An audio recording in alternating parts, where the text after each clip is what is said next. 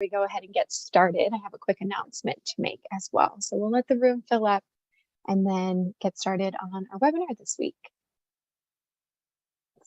Thank you all for joining us.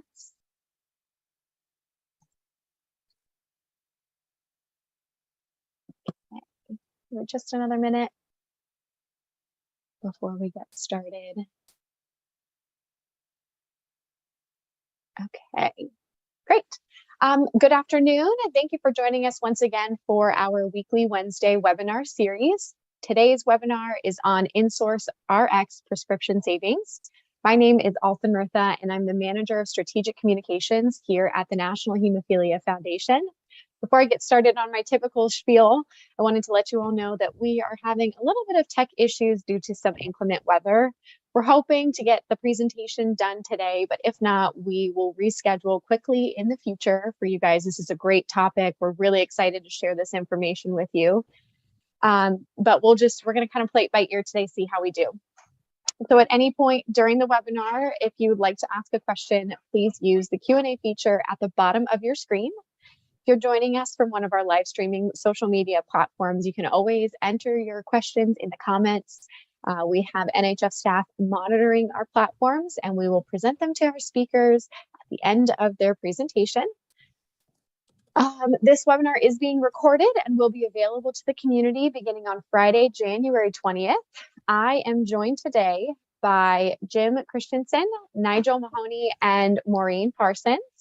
Thank you all for taking the time to join us today. I'm going to turn it over to Maureen to get us started with a video on inSourceRX. Thank you, Alton. So I am going to show a video that highlights Jim's story as well as the work he's doing with inSourceRX before we dive in today's presentation.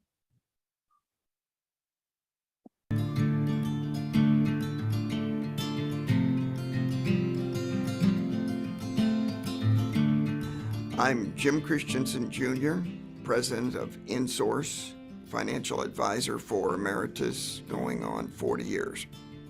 Some of the experiences living with hemophilia, I would say age 5 or 6, I was pretty much disciplined to the knowledge that I knew there was no choice other than use crutches and/or wheelchair.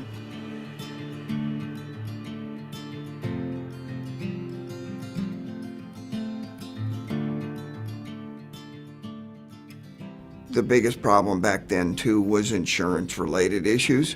Extremely expensive disease, and I had burned through my first $500,000 maximum plan that my dad did have.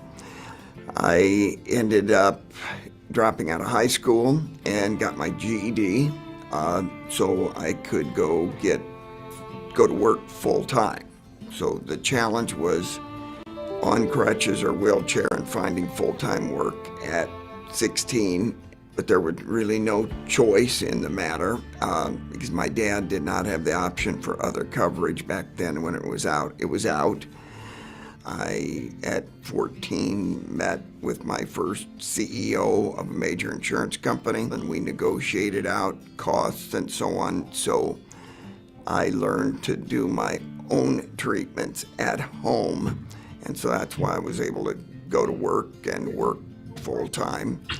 Unfortunately, my health did deteriorate during a lot of these times, and I did go out on disability claim at 18, but was able to keep the health insurance plan because of that. You can imagine when you're 18 and file your first disability claim, it literally changed my life. Hi, my name is James Ueda. I'm the Director of Development at the National Hemophilia Foundation.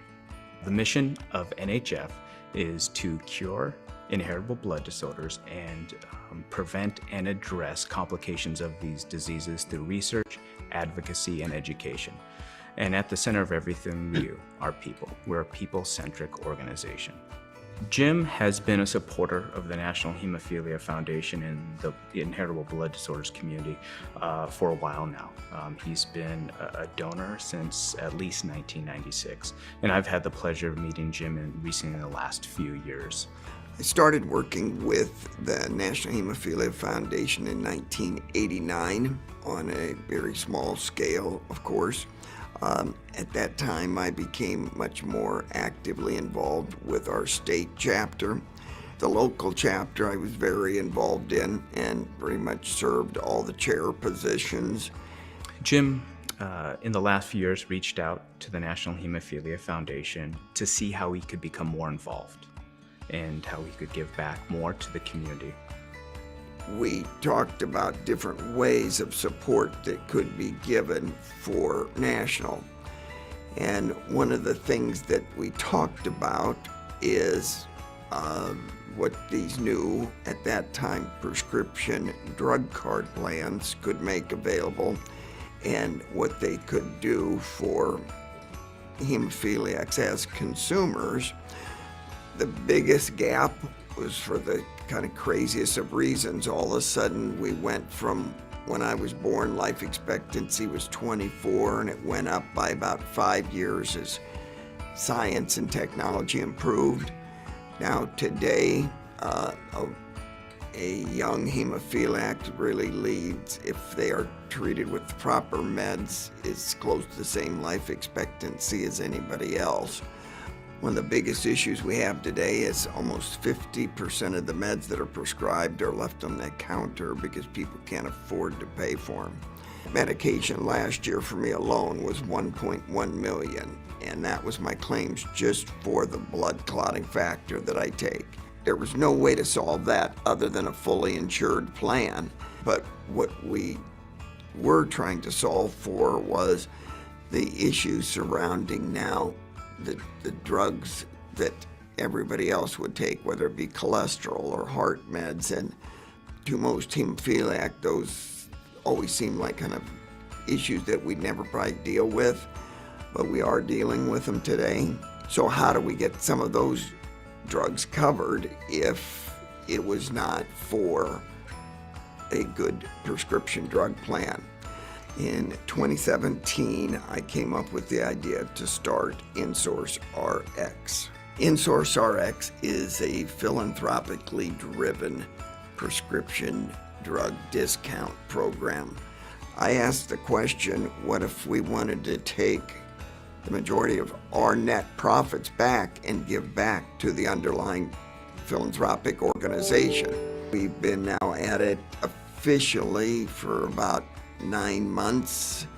James has worked with us off and on through this whole process, and we are really moving it now even to a new level. You know, right now we have over 5 million consumers that have signed up for the card.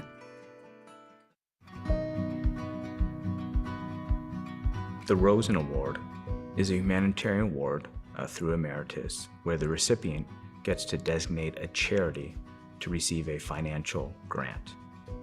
Jim Christensen is the 2021 recipient of the Lester Rosen Award, a longtime supporter of the National Hemophilia Foundation, who designated us as the beneficiary.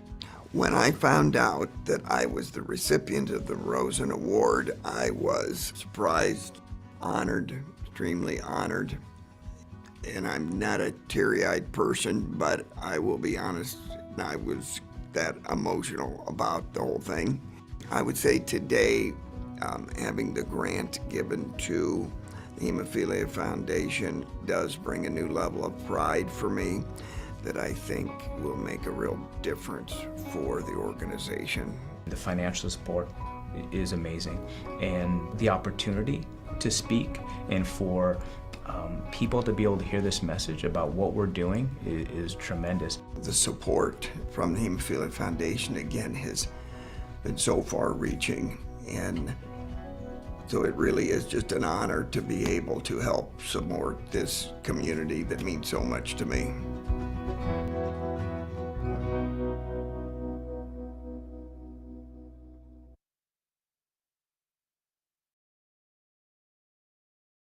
So NHF has loved being able to work with Jim and Nigel over the last several years, and we are excited for them to join us today to share more about inSourceRX and how our community can use this great resource. So now I will turn it over to Jim and Nigel. First are you.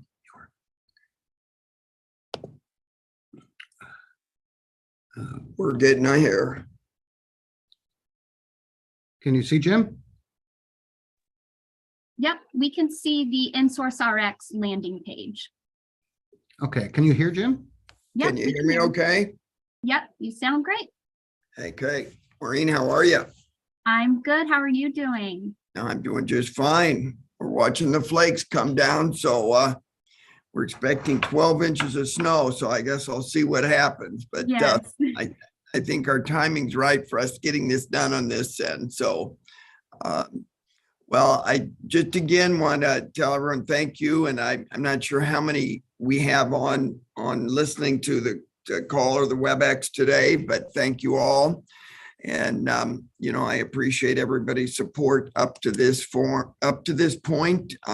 From me being honored with the ability to serving on the national board, and very excited for that and for what comes ahead. And I just really do appreciate everything. So, you know, I think from this perspective, you know, from where we started at a couple of years ago, and when I believe Nigel and I discussed the card and what the card has done for this organization and others, I think it's again just maybe a step in the direction of trying to figure out where do we go next and what can we do to help strengthen the giving side from inSourceRX.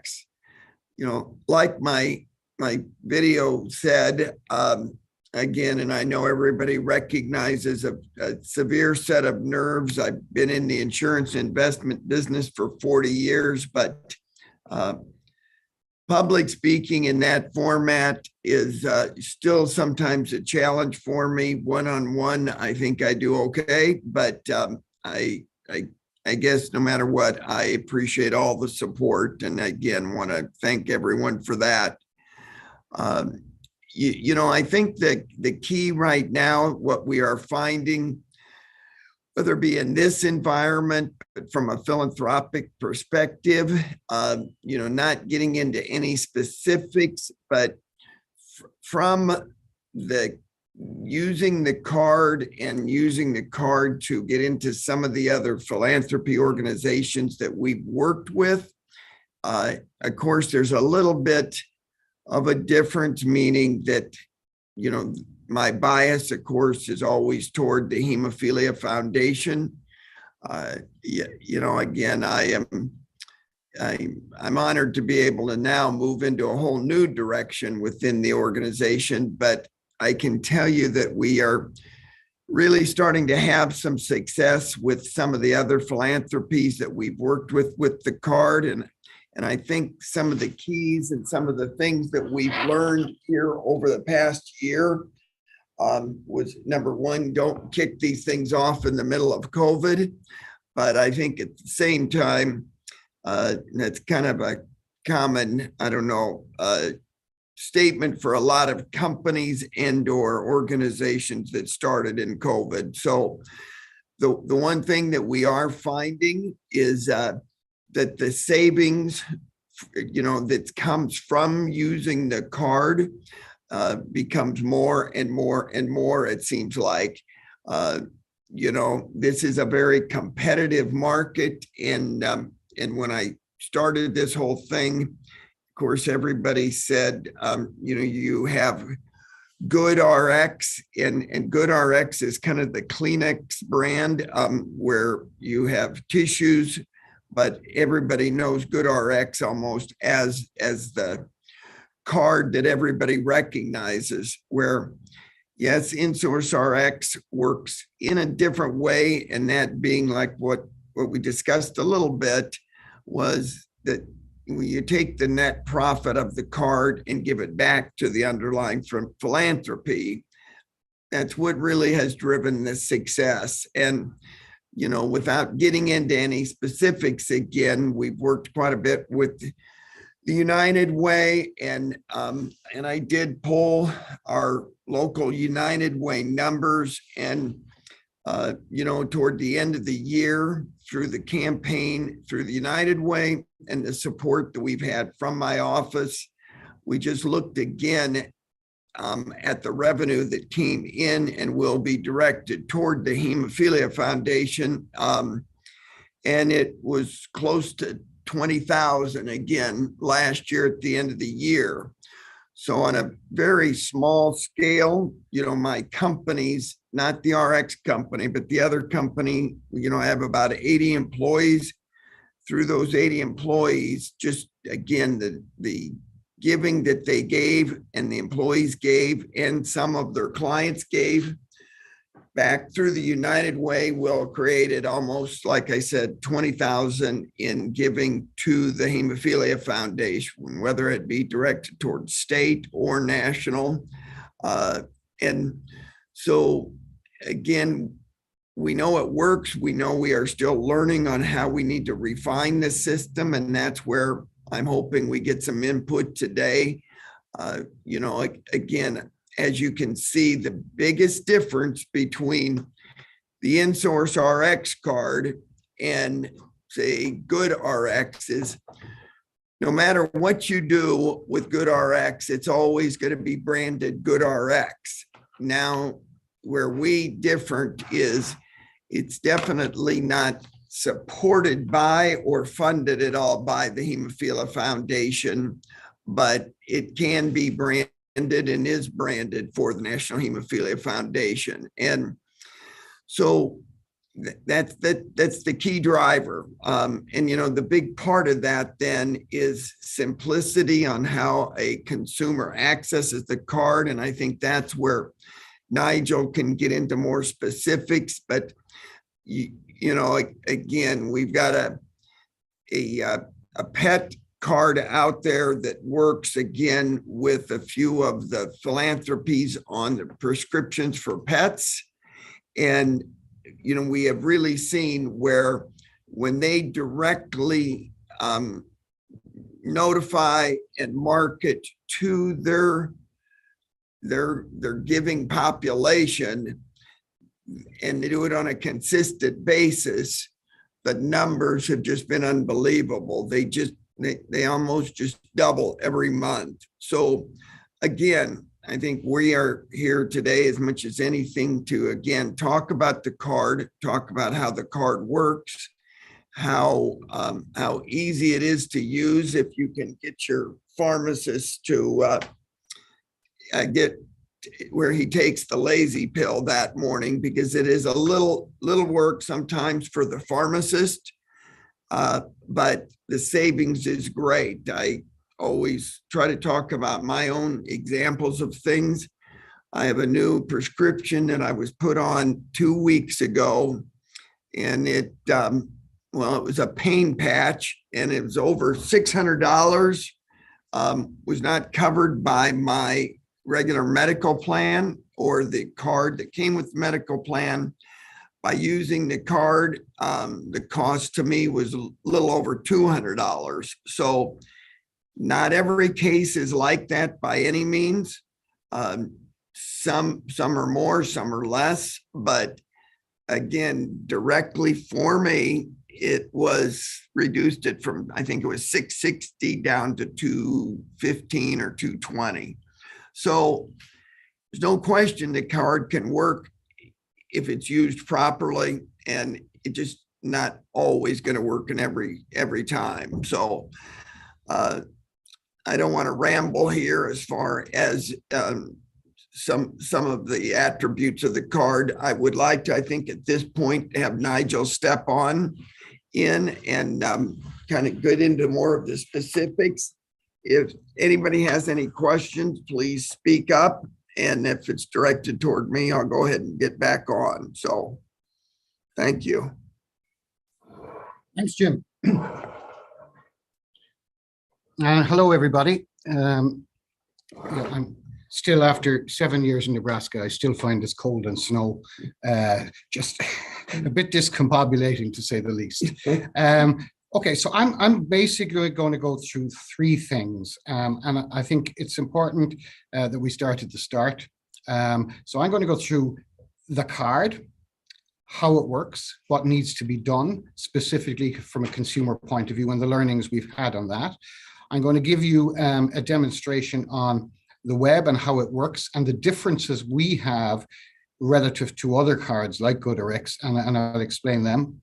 And then I'm going to show you what probably is the most important thing, and that is the biggest challenge that we have, and we'd like everybody to join in this challenge, is to get the cards into people's hands.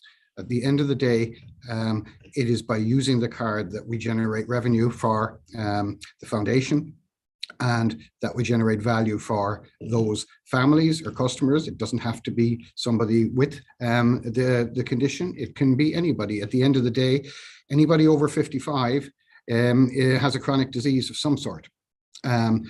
These medications are costly and the savings can be significant. Now, not always, and I'll stress that, but a lot of the times they can. So what I'm going to start with, and can you see my screen there? Can everybody see? Yep, we can see your presentation, just not in presenter mode right now. Just once, say that again, sorry. We can see your presentation. It's just not. Oh, there we go. Never mind. We can see your presentation. Yeah, that's because I didn't. No, when the web failed there at 10 to 2 Eastern time, all of my stuff was lost. So I'm a little bit upside down. But here we go.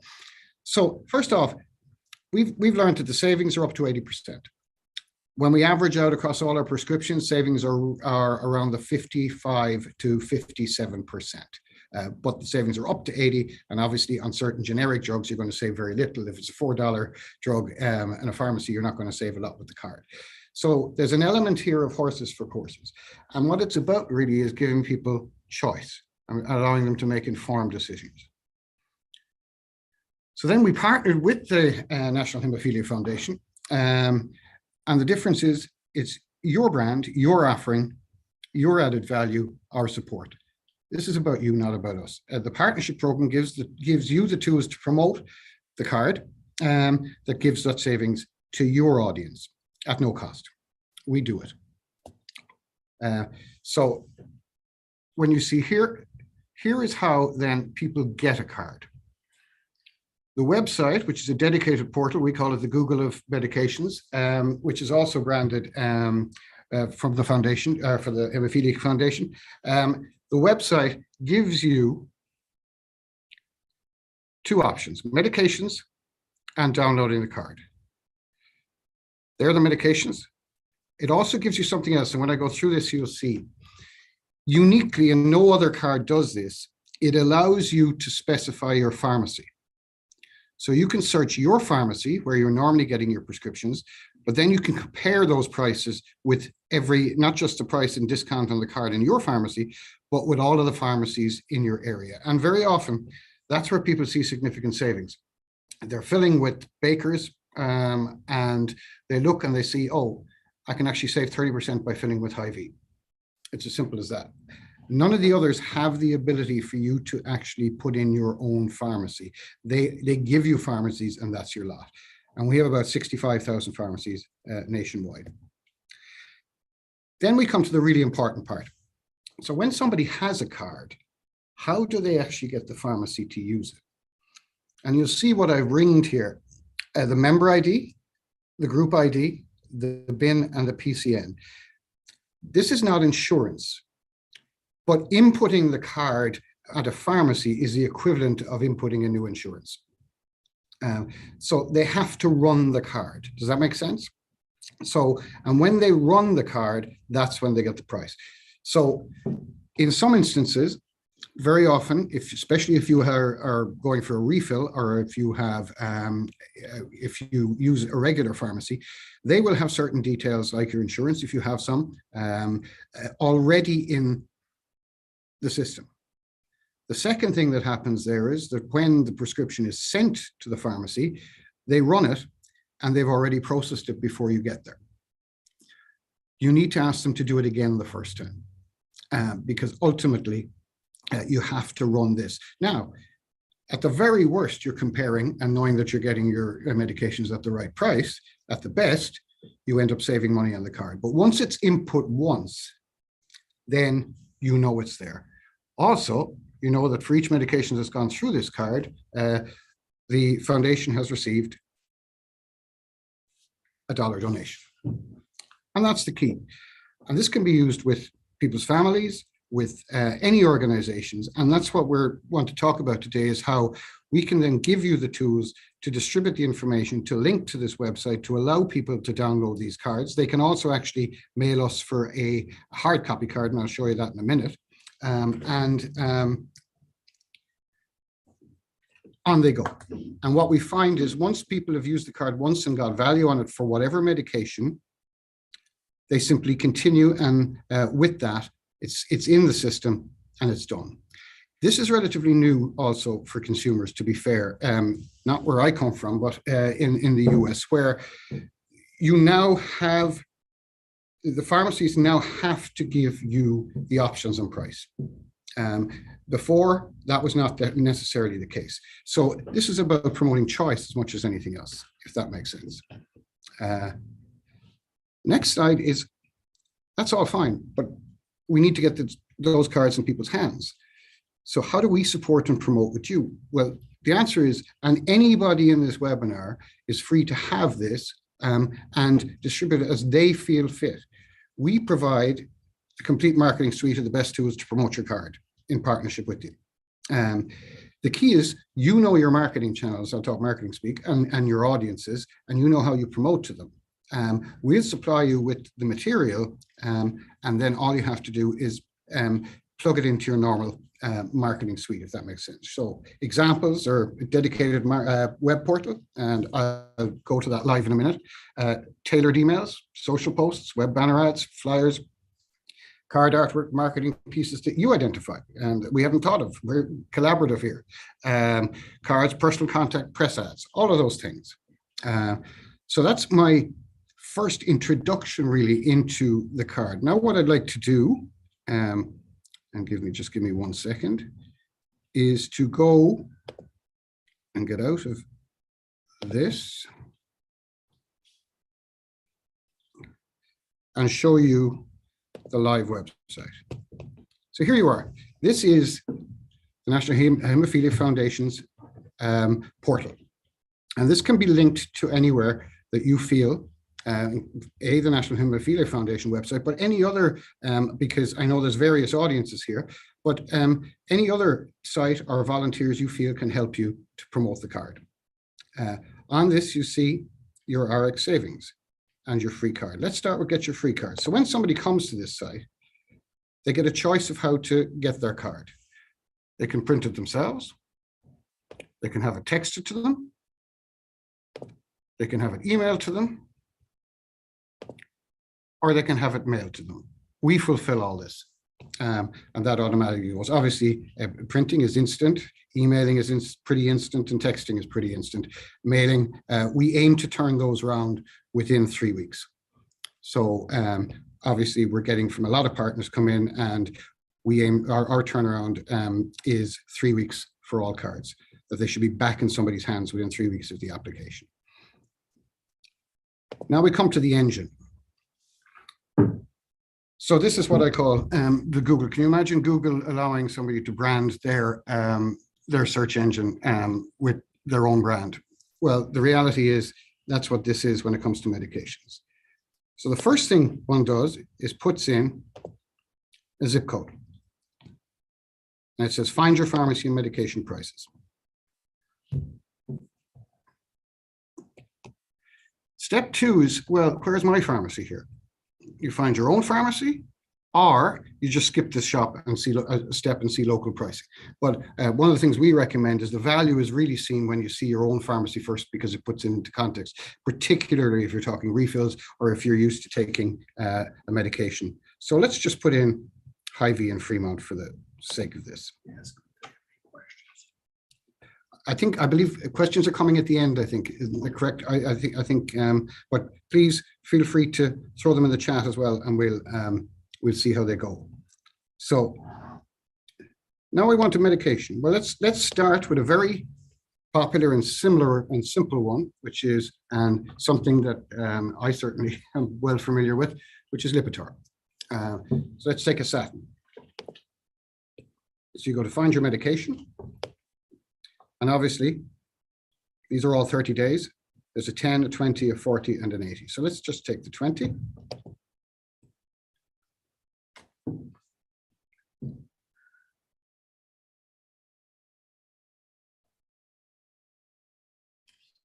Now you see up here, this is your pharmacy, and the generic is $847, and the brand Lipitor is $574.66. These are the prices with the card. When we go down here, though, we see that Health Mart is doing that for $7.89, and Baker's is doing it for $7.97. So, okay, it's only $1, but at the end of the day, that dollar might be worth something for somebody on a Lipitor, but there it is, and you can choose. But let's change it, and let's go to something slightly different. Well, let's go to a lifestyle drug, for example. Let's go to Viagra. Medication, well, let's just take the 25 milligram. Or why not? We'll take the 100.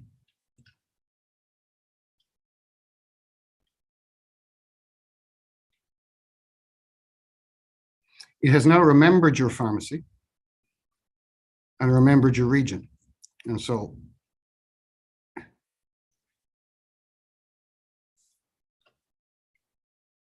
here's your generic at $18.57. Cash price for that is probably around $100. Now, because our internet is dodgy, we lost the rest. My apologies on that. Let's try something else. You'd be more familiar with this than I am. Hemlibra.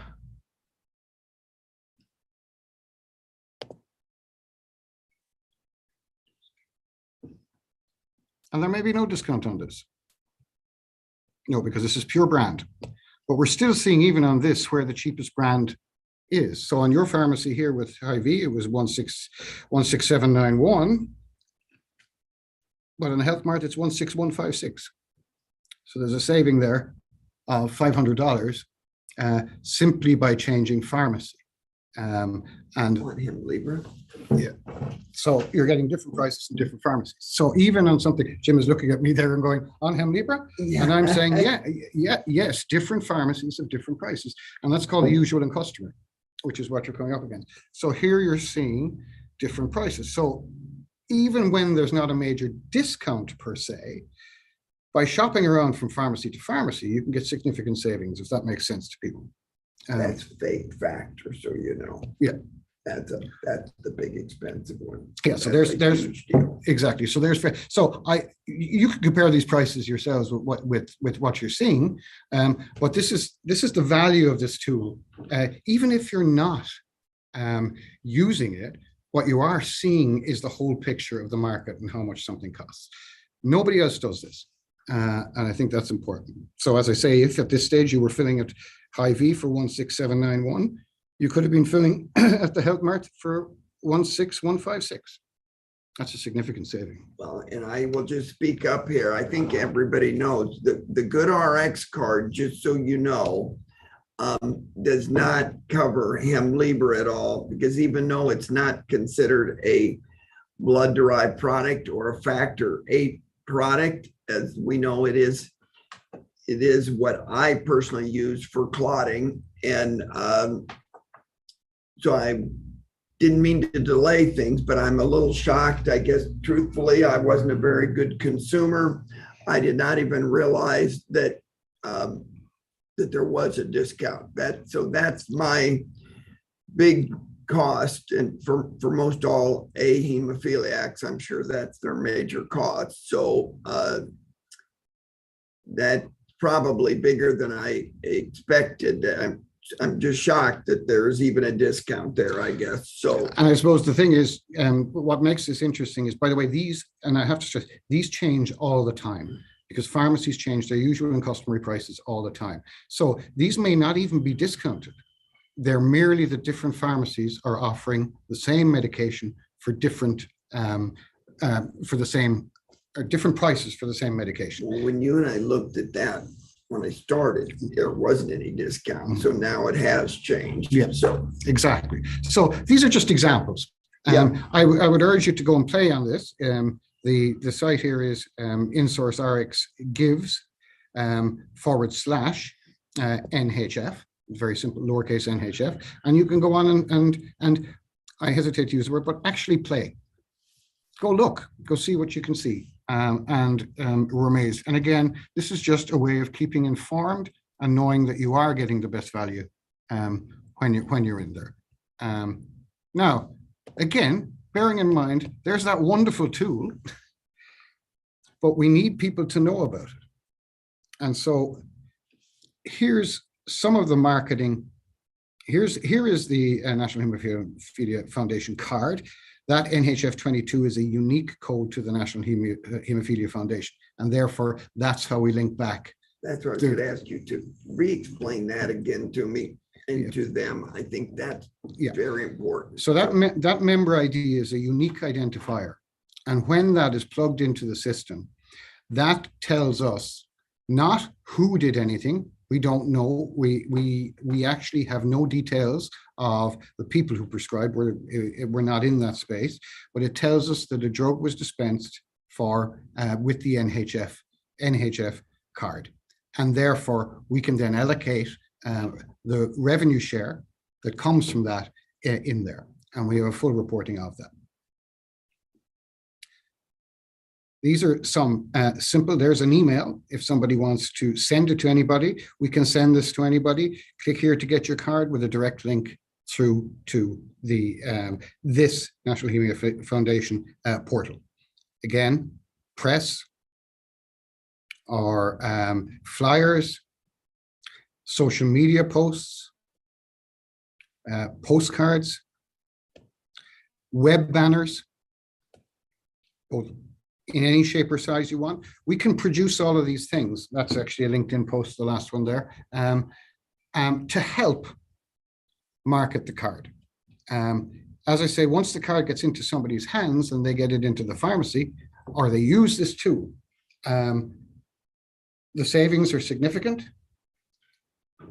Or at the very best, you're getting the best, at the very least, you're getting the best price, and you know you are.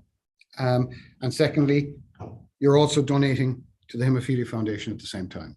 So it's a win-win for everybody.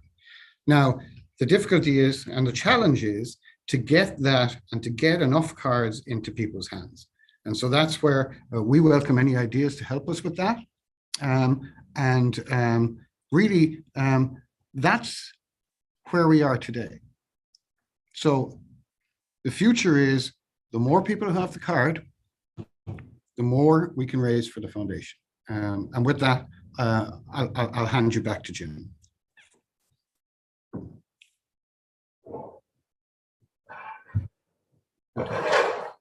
Okay, Maureen, are you still with me? I am here, and I think we have had some questions come in the chat that my colleague Alson is going to share with the two of you to answer. Okay.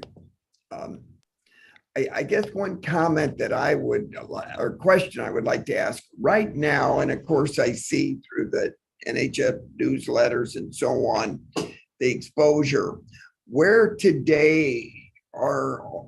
all are we talking about the card with our membership? Can anybody tell me that? Yeah, I can share that with you. So right now we have it on our website under our resources section, and we also share it on a quarterly basis on our social media channels. Okay.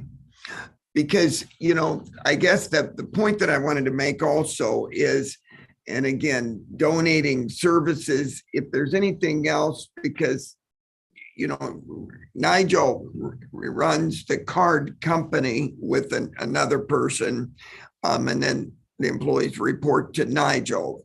But Nigel's main focus is in-source marketing services. So I guess volunteering his time through us, if there's anything that we could do on this end as far as building new marketing pieces that would help create more revenue back to NHF, we are, I'm totally open. I will do whatever it takes, whether it be the card or whatever it is.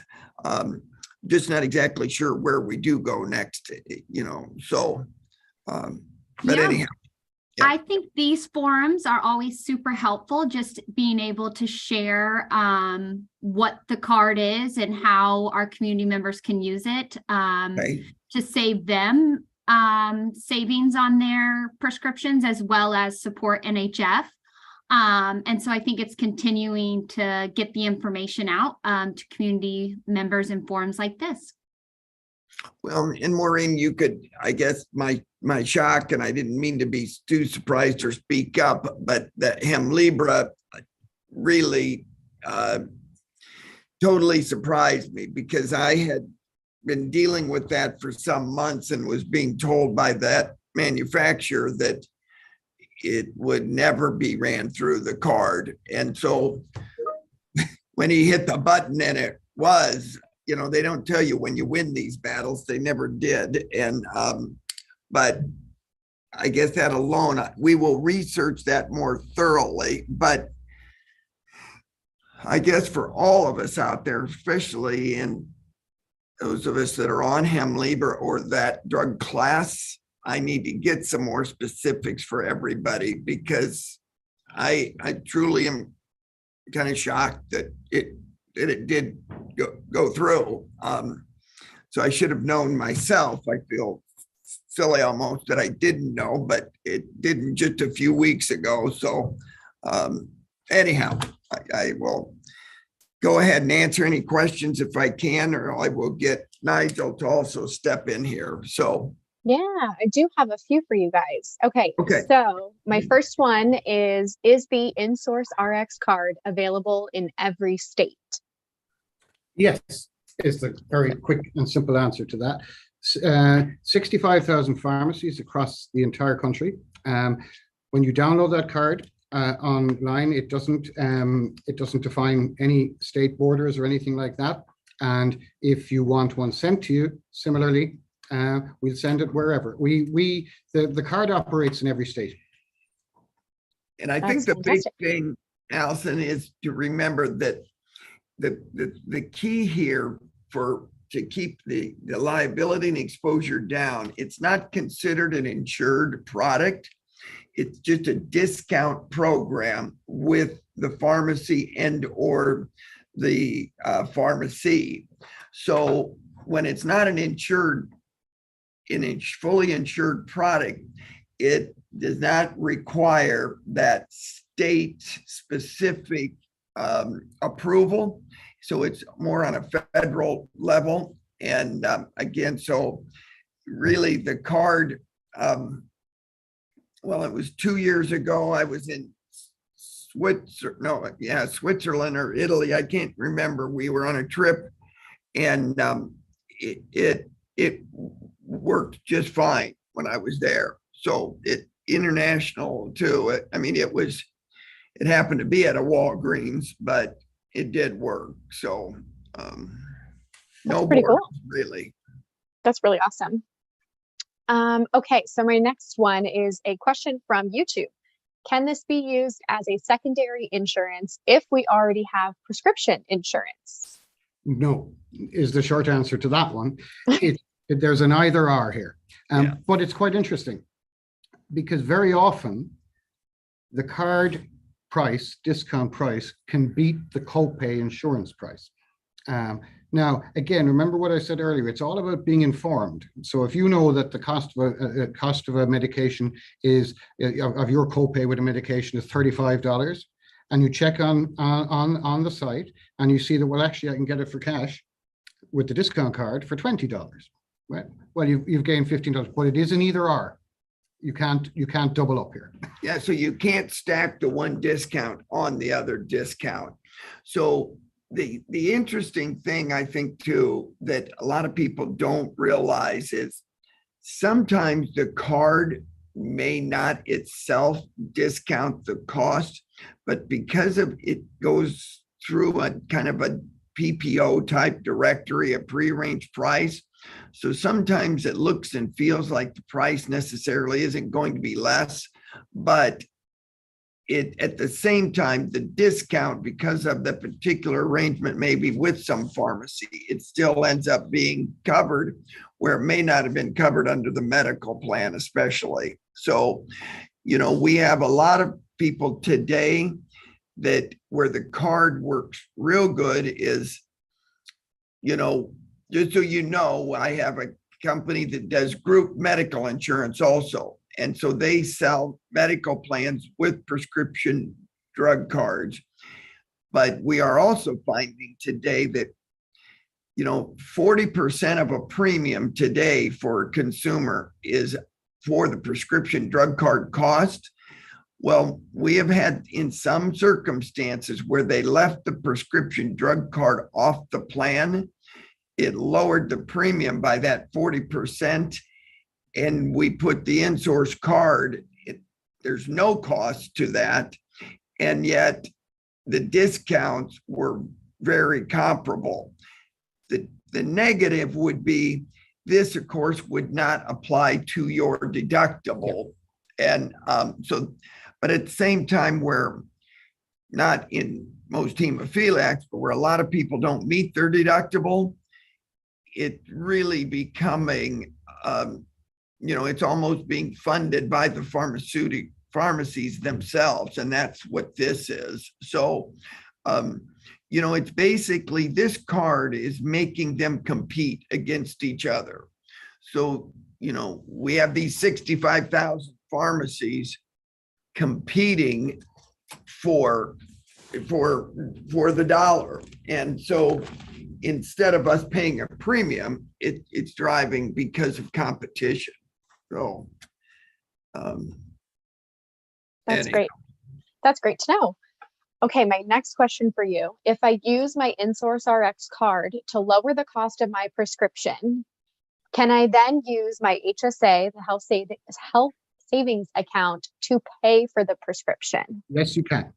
Awesome. Absolutely. That's not a problem. And I do it all the time. Yeah. And in fact, if you think about a lot of insurance plans now, where insurance is going with high deductible plans linked with a HSA, it plugs in perfectly, because that's exactly what you're seeing. So you're seeing, high deductible plans of $6,000 and more, effectively catastrophic insurance, followed by you put in your put in a HSA, and ultimately, if you can buy your discounted medications through the HSA, everybody's winning. So that's a sweet spot for the card, to be honest with you. Another good example of this would be if you get a large company with a group medical plan, and then we distribute the card to that employer. What's the benefit to them? Well, it helps keep their claims experience way down because this is not attached to their premium. So, now my dream is to get McDonald's and help support the Ronald McDonald House. So that's the ultimate dream out there. But truly, it is a perfect example. They would be better off not having people use the prescription card that comes with plan and using this one, because the claims don't count against the exposure that the premiums would have through the group medical plan. And I know I'm probably getting deeper into this than I should, but it does work. The reason it works is, though, again, it's funny, this competition, they created their own monster. These 65,000 pharmacies are now working against each other, and it's truly making these prescription drug plans like this work. So anyhow. Great, thank you. Okay, I am down to my last question. So if anyone has anything else they'd like to ask, go ahead and throw it in the Q&A or in the chat for me. But if I have an inSourceRX card, can someone else in my family use my card for me to pick up my prescription? Not only can someone else in your family use the card, but everybody, the card is not exclusive to one person. There is no name on the card.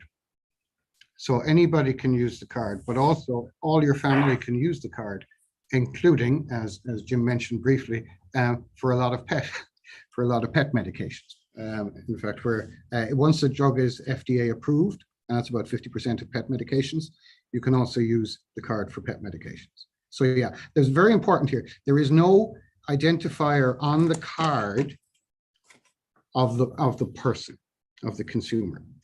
There is just the identifiers of us and you, so that they can be allocated. But we don't know who is using that card. We know where, but we don't know in which pharmacies, for example, but we know by state. And we know what drugs are being purchased with the card and what discounts. All that's retrospective information, because we don't know the usual and customary price at the start. But yeah, it can be used. And I mean, we encourage people to download more than one. So I think one of the important things for the Hemophilia Foundation is when I had the attorneys look at this in the beginning, what we wanted to be very careful of, and I know I go back to GoodRx again, and I'm not condemning them, but they are building a bank of names, honestly, is what they're doing. And they sell that bank of names. This card, since we don't even know who uses the card, we don't gather that information. So for the philanthropy, or for my joke of McDonald's, if McDonald's used the card and gave it to all their employees, they would also not know. So when you don't know anybody's name, you can't sell the list. So that's not what this is about. Guys, you and I know this is about what it can generate for the underlying philanthropy. And when you do, a private foundation like the Ronald McDonald House, they would, of course, do it, give it away, and then the revenue would go back to the Ronald McDonald House.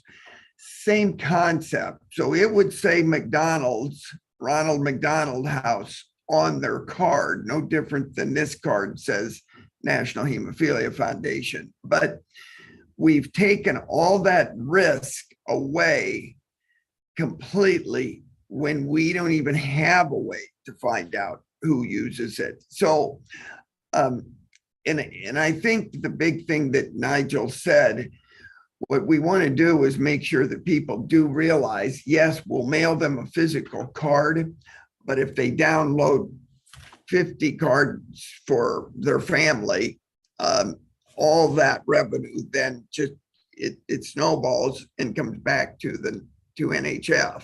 So, the other thing I think, as I'm sitting here, just real quick, and I don't want to push over time-wise, but I do think we should explore also having available the Pet RX card, because it can also be branded, because everybody probably on this call, not everybody, but the biggest, a big percentage anymore, people are shocked the discounts that I have a Schnauzer, it's a diabetic, and as long as it's an FDA approved drug, it's covered. Well, the pet insurance that are out there, interestingly enough, do not pay for prescriptions for pets.